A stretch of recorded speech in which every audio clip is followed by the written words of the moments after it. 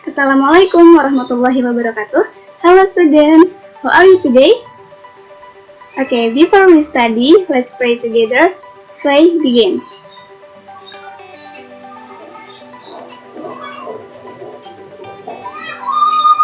Amin. Oke anak-anak sekalian, pada pertemuan sebelumnya Miss sudah menjelaskan materi tentang operasi penjumlahan pada bilangan bulat. Nah, pada hari ini Miss akan menjelaskan materi baru tentang penjumlahan bilangan model Gauss. Nah, maksudnya adalah apa ya kira-kira?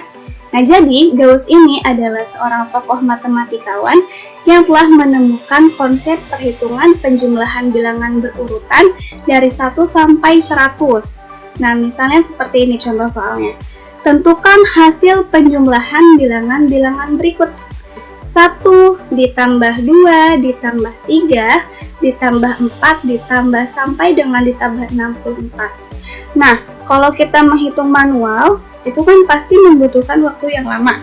Nah, model Gauss ini mampu menemukan dengan cara yang lebih cepat, dengan cara 1 ditambah bilangan terakhir dikali banyak bilangan dibagi 2. Nah, 1 ditambah bilangan terakhir pada soal adalah 64.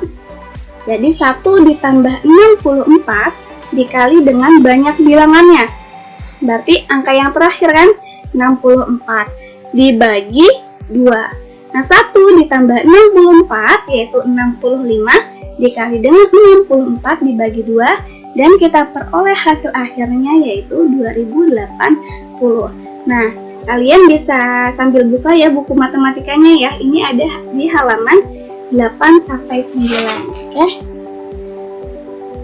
Nah, selanjutnya kita akan belajar tentang operasi bilangan bulat pada pengurangan.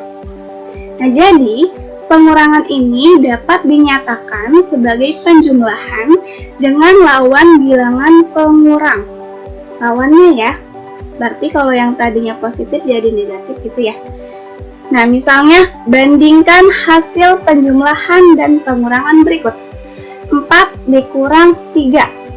Nah, ini sama aja dengan 4 ditambah negatif 3. Masa iya? Coba kita cek ya. Nah, penyelesaian. Nah, kalau 4 dikurang 3 kan jelas hasilnya 1. Nah, gimana kalau 4 ditambah negatif 3?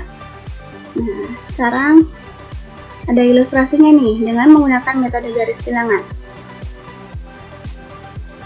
Nah, ini caranya sama kayak yang seperti kemarin Miss jelaskan ya.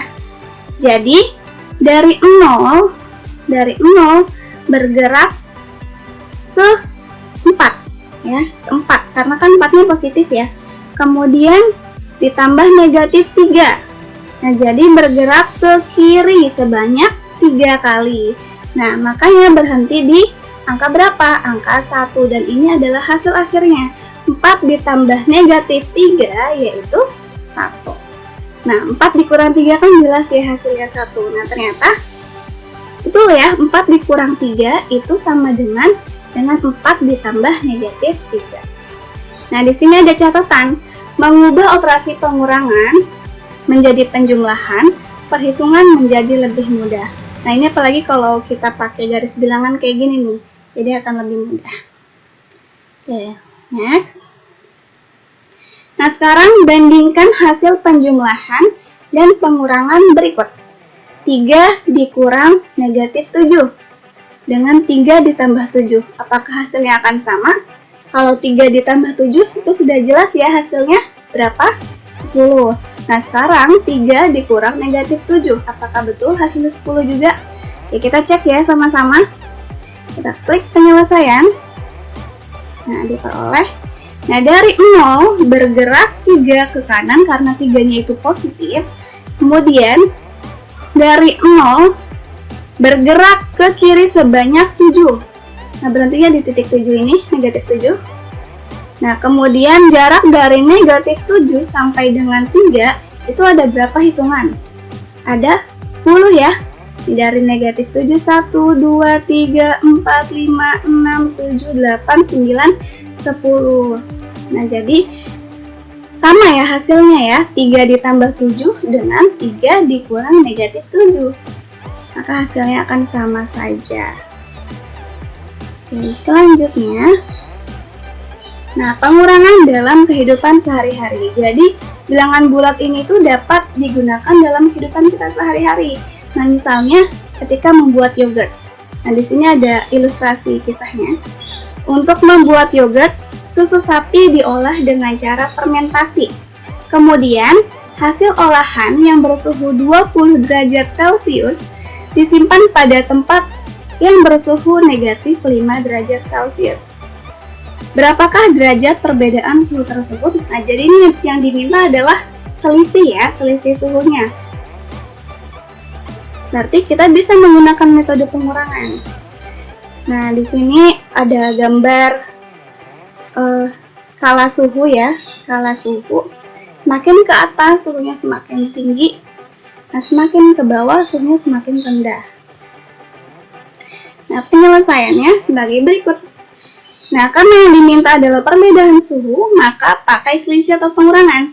Jadi, 20 derajat Celcius dikurangi negatif 5 derajat Celcius. Nah, hasilnya adalah 25 derajat Celcius. Nah, kalau misalnya kita hitung dengan menggunakan ini, kita hitung satu-satu. Dari 20, kemudian sampai berhenti ke titik negatif 5, berarti di bawah sini ya, itu ada berapa? Ada 25. Gitu. Nah, sekarang contoh yang selanjutnya. Suatu ruangan laboratorium diketahui memiliki suhu 17 derajat Celcius. Untuk suatu penelitian, suhu tersebut diturunkan kembali, berarti dikurangi ya, atau diturunkan sebanyak 25 derajat Celcius lebih rendah dari suhu mula-mula. Nah, berapakah suhu ruangan pada laboratorium sekarang? Nah, gimana penyelesaiannya ya?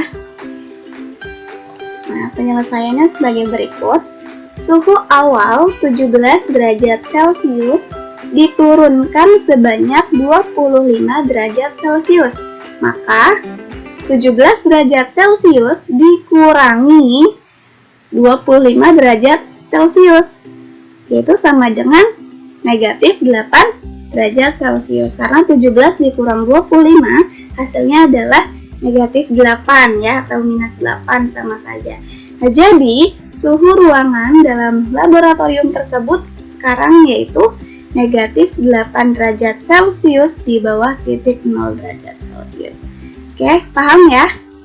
Oke, thank you very much for your attention. I hope you enjoy watch this video. Okay, see you next time. Wassalamualaikum warahmatullahi wabarakatuh.